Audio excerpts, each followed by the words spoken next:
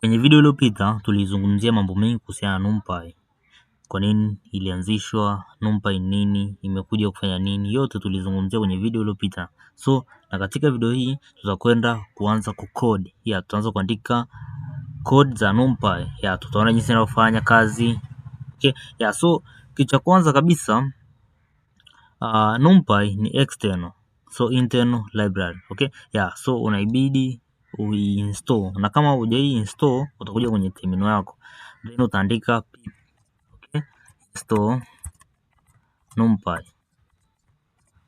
Utaandika pip install NumPy, then utasubiria installation ikamilike, kwa sababu nimeshafanya installation ya kwangu. Umeona version yake imekuja hapa hivi, hiyo hapo 2.5.1. Kwa umesha install NumPy kwenye kompyuta yako, utakachoenda kufanya ni kwamba hatua ya kwanza kabisa, ili uweze kuitumia NumPy, kama nilivyokwisha kusema, NumPy ni external, sio sehemu ya Python. Kwa hiyo lazima kila muda unapoitumia uiite, okay? Unaiambia kompyuta niletee NumPy, nataka kuitumia. Kwa hiyo usipoiita NumPy, basi inamaanisha kwamba kompyuta haitaijua, ingawa ipo kwenye kompyuta yako, lakini haitatambulika. Okay, kwa hiyo sasa utakachoenda kufanya, utaandika import NumPy as np. Np hii ni nickname, okay? Hii ni nickname ambayo inatumika na madevelopers wote wa Python. So au unaweza kuandika jina lolote, lakini kisheria zaidi tunapenda kutumia np. Hiyo ni short for NumPy. So hapo utakuwa umeiambia kompyuta niletee NumPy, nataka kuitumia, lakini ipe alias ya np, okay? So baada ya kusha import, hiyo ndio hatua ya kwanza kila unapoandika code zako za NumPy. Sasa tukajifunze namna ya kutengeneza array, okay? Kawaida kwenye Python tuna list. Mimi nitengeneze list yangu, sema my list, okay? My list ni sawa na nitengeneze, niweke namba, okay? Niweke namba zangu hapo, then nije ni print. Hii chini kitu tunafanya revision ya ile video yetu ya kwanza, so ngoja tuone, then ni print, okay? Print my list. Ki run hapa hivi, nitaona output kwamba imeingia 1 2 3 5 5. So kwa nini tusitumie list, tunatumia NumPy? Iko hivi, tukitaka kwa mfano, tuchukue mfano unataka kuzidisha NumPy yako, okay? So tuseme hivi print my list, okay? Print my list times, ukitaka kuzidisha list yako. Hichi tunashakizungumzia kwenye video iliyopita, ila nakirudia tena. So tujaribu kuzidisha list yetu, my list times 2. Tukirani program tunaweza tukaona kwamba imetuletea kitu ambacho tunakihitaji, kwamba ile list yako imekuwa repeated. Tunaona hapa imeanza 1 2 3 4 3 5 5, and then ikarudia tena 1 2 3 5 5, kwamba ile list yako imekuwa repeated again. Sasa hapo ndipo inapokuja nini, NumPy. Na hata ukijaribu kugawanya, maybe niseme nitoe, okay? Nikisema nitoe, nikirun program tukaona tunapata nini, error, okay? Tunapata error. So hapo ndipo inapokuja NumPy. Sasa ngoja nikakuonyeshe jinsi ya kutumia NumPy kufanya hivyo. Sasa baada ya kuwa usha import NumPy, utakachoenda kufanya, tutatengeneza array, okay? Tuseme my list, au in short tu niandike Ali. Napenda sana kutumia Ali in short. Ali sawa sana. Kwenye ili utengeneza array utaandika np ambayo ni nickname yako ya NumPy, okay? Tukumbuke kwamba np tumeandika hapa juu, kwa hiyo tunaiita tena hapa chini Ali sawa sana np ambayo ni sawa sana NumPy, then dot array, okay? Alafu utaweka mabano, okay? Alafu utaweka hivyo. Hiyo ndo namna ya kutengeneza array. So ndani yake utaenda kuweka data zako, maybe niweke 1 2 3 4, okay? Hii ni concept list, nadhani wote mnaelewa. So nikisema ni print, nikiprint Ali,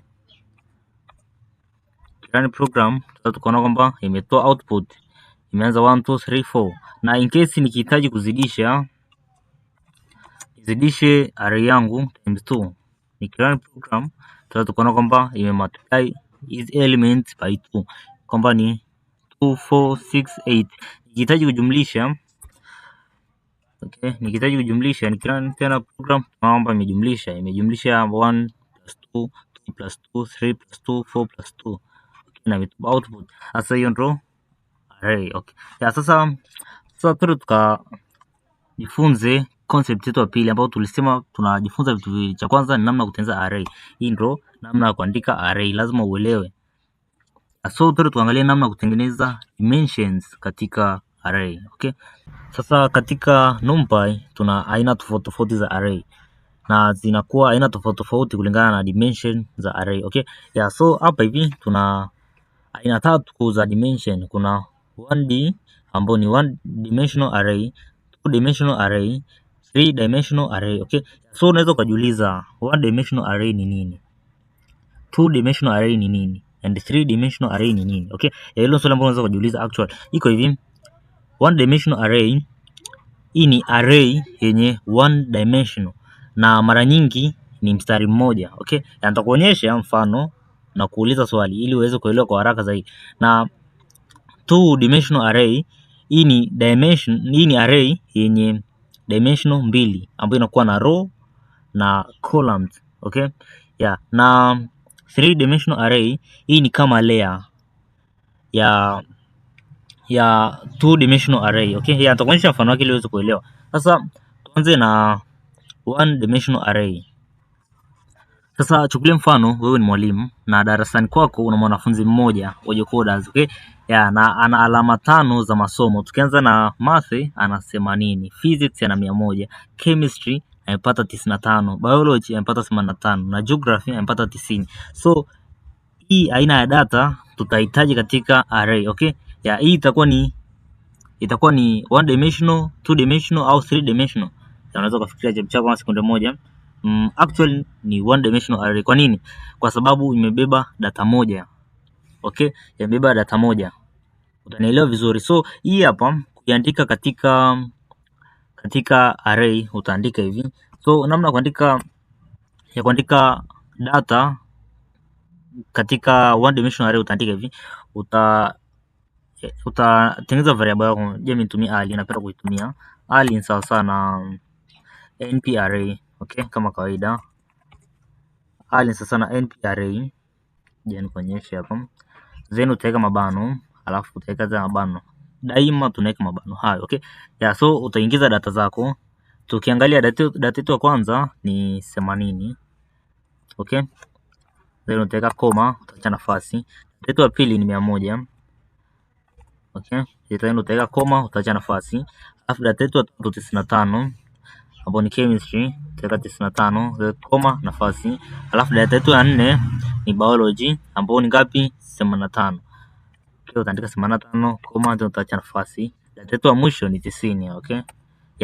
Data ya mwisho hatuweki koma. Hapo sasa utakuwa ushatengeneza 1 dimensional array. So utakachoenda kufanya utaprint variable yetu, print variable ali. Variable ali.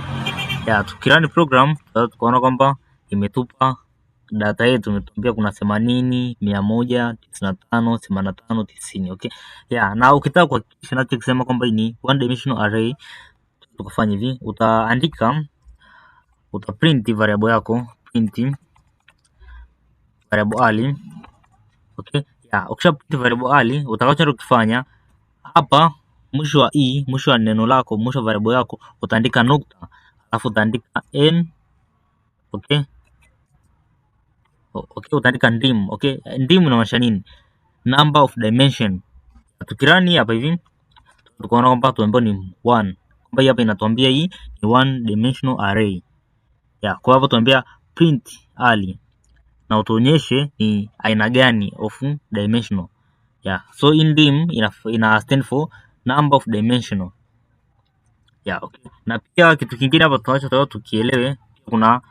Ukihitaji kujua labda data yako imekaaje, utaandika print, then utadefine variable yako, variable ali, then shape. Shape. So shape inajibu nini?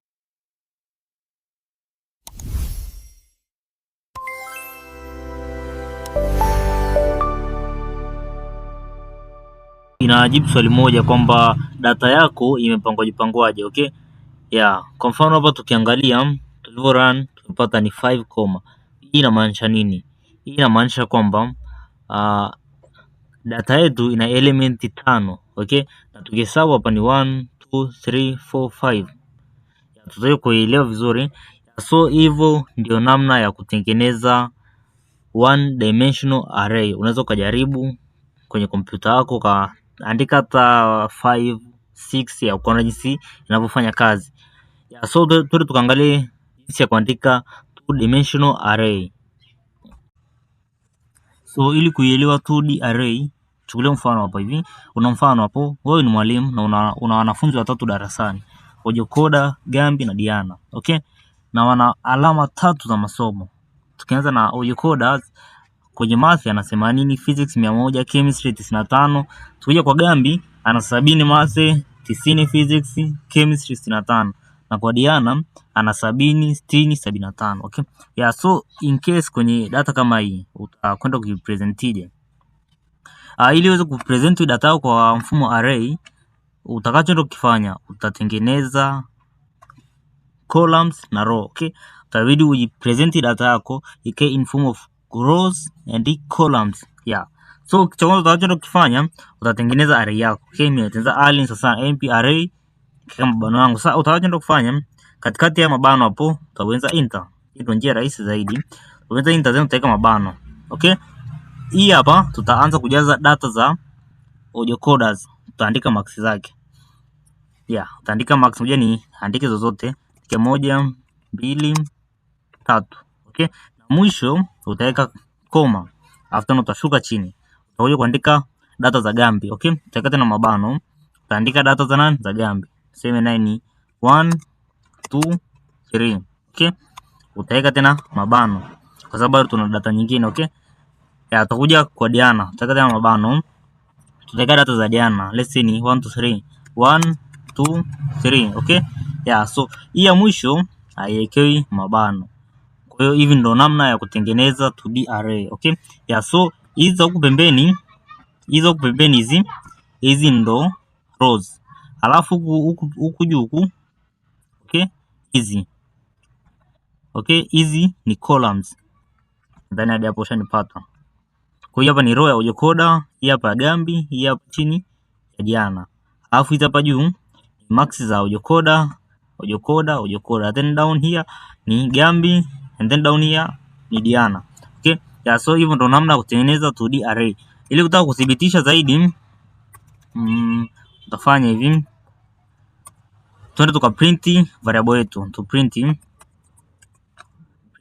variable ali. Okay?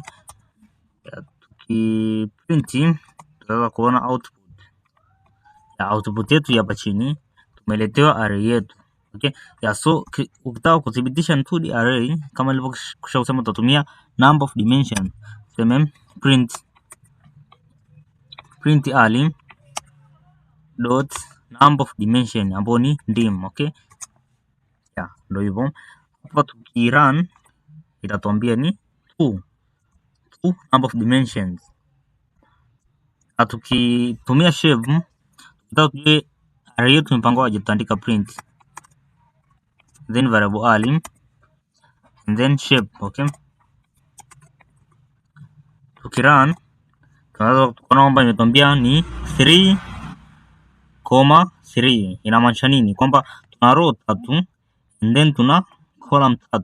Data yetu ilivyopangwa. Tukiangalia hapa tuna row 3 na tuna column 3. Okay?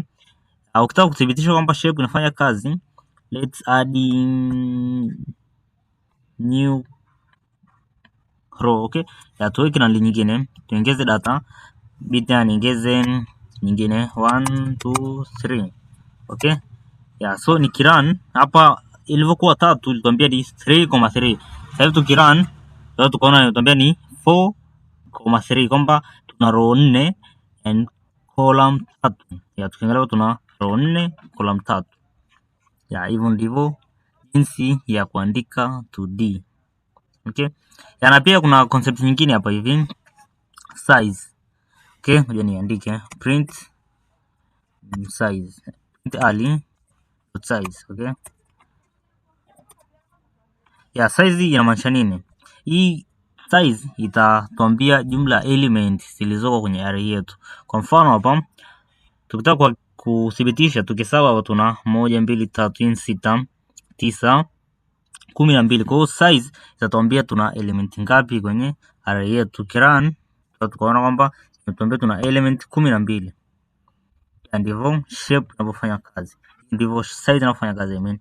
So kitu kingine tuende tukaangalia kuhusiana na 3D array, okay? Tuende tuangalie namna ya kutengeneza 3D array.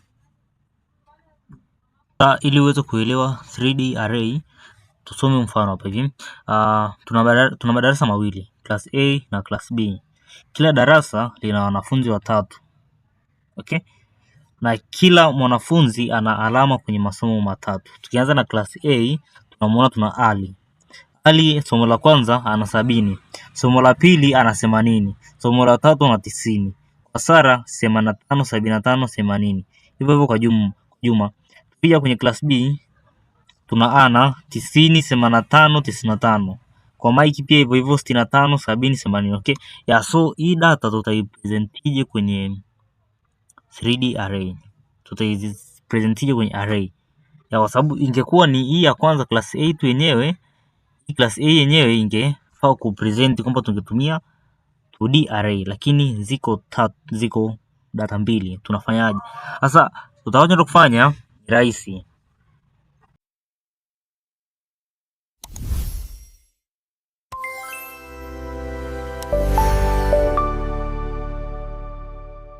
Present data yetu kwenye array na kutengeneza 3D array. Tutakachoenda kufanya, tutatengeneza array yetu kama kawaida. Ila nikukumbushe kwamba nilisema 3D array ni layer kadhaa za 2 dimension array, okay? So tukatengeneza kwanza, tukatengeneze array yetu. Tuseme Ali, variable Ali sawa na np array, okay? Np array, and then tutie data zetu. Alafu sasa hapa hiyo sheka na li hapa pana njia tofauti ambazo zinatumika, lakini ngoja tutumie njia rahisi zaidi. Utakachoenda kufanya, utaweka mabano, okay? And then utaweka enter. Kama nilivyosha kusema 3D array ni layer kadhaa za 2D array, okay? So ndani ya mabano utakwenda kutengeneza 2D, okay? So tukatengeneze, utaweka sasa data zako kama kawaida. Mwisho tunaweka koma, tutaongeza tena nyingine, okay? Then koma, alafu tuongeze tena nyingine mwisho, okay? Sasa hapa hivi kucha kunoti hapa hii koma, kwa sababu ngojea tufanye hivi ili nisikuchanganye, ili uweze kunielewa vizuri. Baada ya kushatengeneza nani yako ya kwanza, unaenda tena kutengeneza nyingine ya class nyingine, kwa sababu tumesema tuna class mbili. Hapa tushatengeneza data za class A, so tuende tena tukatengeneze data za class B. Tukopi mfumo huu, okay? Tukatengeneza data za class B. Class B nao tutakwenda kuweka hivyo hivyo, tutaweka mabano yetu, tena tutaweza enter. Utakwenda sasa kuweka kutengeneza 2D, okay? Tutaenda kufanya matengeneza 2D. Utaongeza data zako, okay? Then utaweka nani,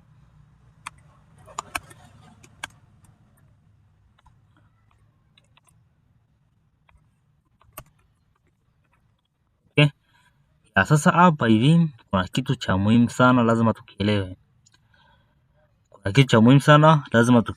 Iko hivi, baada ya kushatengeneza layer ya kwanza, kwa sababu hii ya kwanza hapa hivi, hii tunaita layer, na hii ni layer ya kwanza.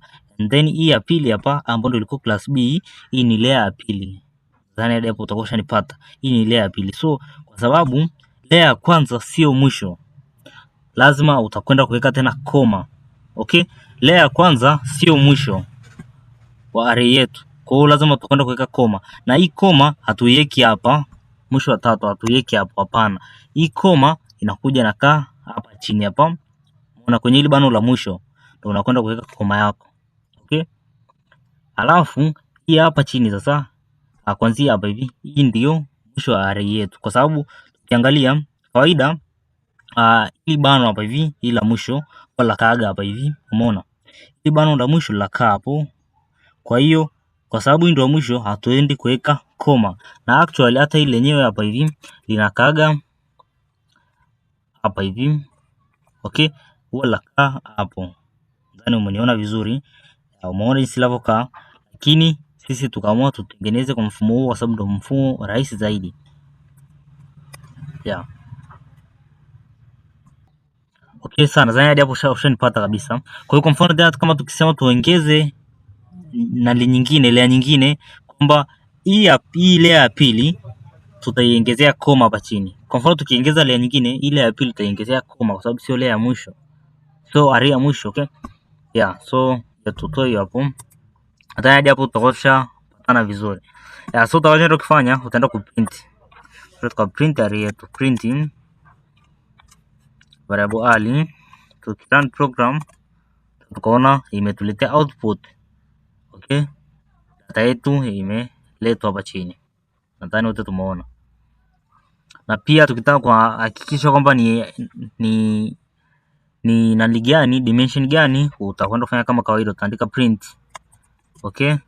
Print variable ali dot number of dimension ambapo ni dim. Ya tukirun program sasa tukaona kwamba imetuambia nini? 3D. Umeona imetuambia ni 3 kwamba inamaanisha ni 3 dimensions. Shape ya tukaangalia shape ili nikufundishe kitu kingine. Print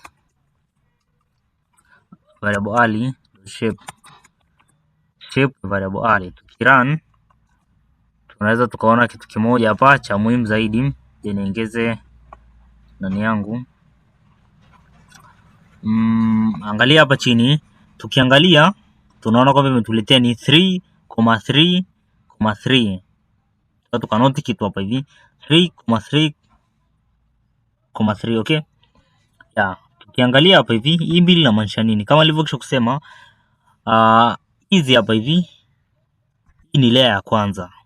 Na hii hapa, hii ni layer ya pili, okay?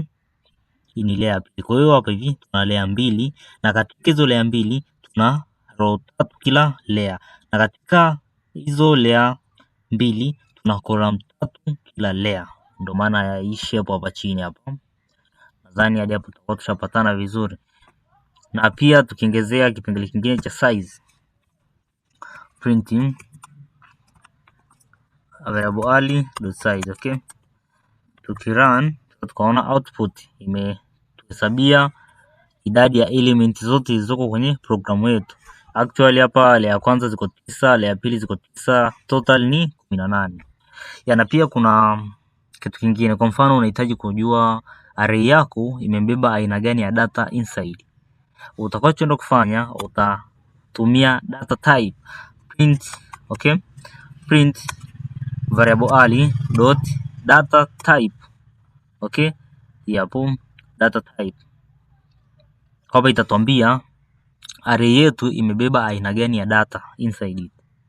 Tukirun tukaona ni integer 64. Okay? Hiyo ndo namna pia kuangalia data types kwenye array yako. I think hadi hapo hivyo kilichobaki ni kufanya practice kwa upande wako ili tukiendelea usio kachanganyika, kwa sababu hizi aina 3 za array tutazitumia kila sehemu. Okay? Hizi dimension 3 tutazitumia kila sehemu. So make sure that unaelewa hiki kipengele. Usipoelewa ni comment hapo chini niambie hujaelewa wapi ili niweze kukuelekeza. Okay, so in case kama hujanisubscribe, kuna question utauliza, kisha kunisubscribe, utasubscribe, utalike na kushare, okay? So tukutane kwenye video inayofuata, tutakwenda kuangalia kitu kingine kwenye NumPy.